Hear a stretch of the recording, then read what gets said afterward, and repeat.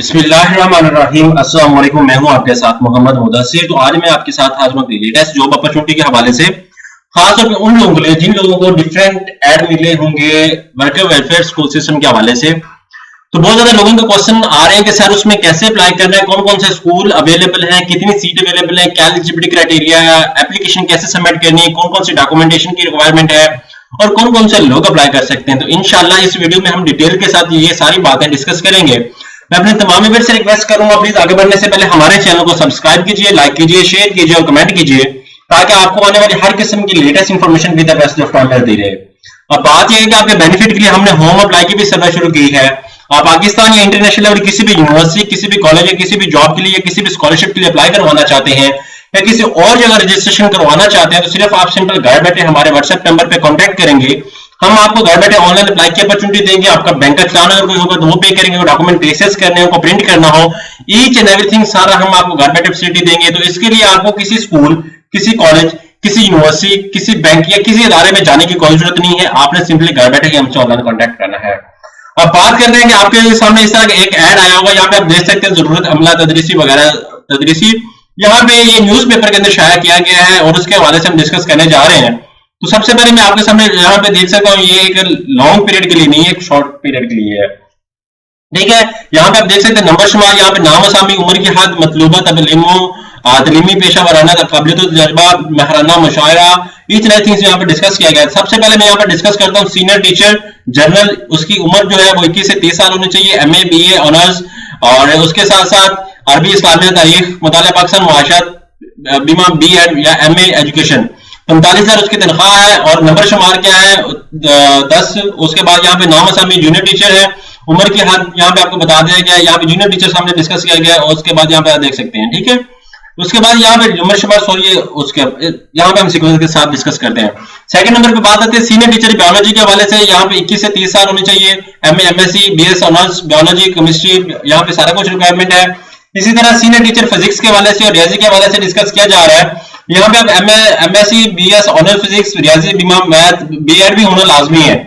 बीमा कह रहे हैं कि आपके पास बीएड होना लाजमी है, बीएस ठीक है। उसके बाद एमए एजुकेशन 45,000 इसकी तनख्वाह है। उसके बाद यहाँ पे सीनियर टीचर उर्दू के लिए रिक्वायरमेंट है।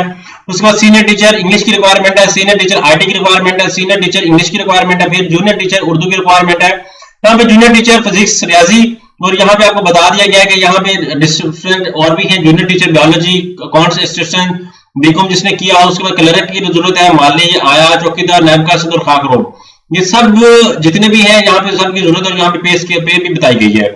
अब यहाँ पे सबसे पहले डिस्कस किया जा रहा है कौन सा स्कूल है, यहाँ पे आपको मैं डिस्कस कर देता हूँ, थोड़ा सा हम इसको ओपनली डिस्कस कर लेते हैं। यहाँ पे आपको बता दें यहाँ पे जॉब्स की भी अपॉर्चुनिटी अवेलेबल है, कितनी कुल तादाद की जॉब्स है और कहाँ पे अवेलेबल है, ये भी आपको डिस्कस कर दिया गया है। ठीक है, यहाँ पे आप देख सकते हैं workers welfare high secondary school तुलबा 18 kilometre Firozpur road national colony Lahore के अंदर, worker welfare higher education school system 18 kilometre Firozpur road national colony, workers welfare primary school तुलबा तलबात 18 kilometre Firozpur road national colony. उसके बाद वर्कर वेलफेयर स्कूल ये है हमारे पास शिफ्ट सेकंड शिफ्ट के लिए 18 किलोमीटर उधर ही हमारे सेम जगह पे।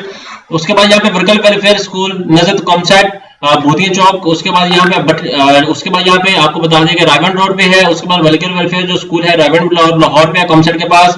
उसके बाद worker welfare school Rana town Shahdara के पास है। उसके बाद यहाँ पे आपको बता दूं वर्कर वेलफेयर स्कूल तलबात के लिए दादरा राना टाउन शाहदरा पे है। उसके बाद यहाँ पे शाहदरा के सेकंड शिफ्ट का आ जाता है। उसके बाद मैं नीचे बात करता हूँ तो यहाँ पे वर्कर वेलफेयर स्कूल, यहाँ पे कॉलोनी, यहाँ पे जितने भी स्कूल हैं यहाँ पे आपको सारा कुछ डिस्कस कर दिया कि आप इसको रीड आउट कर सकते हैं।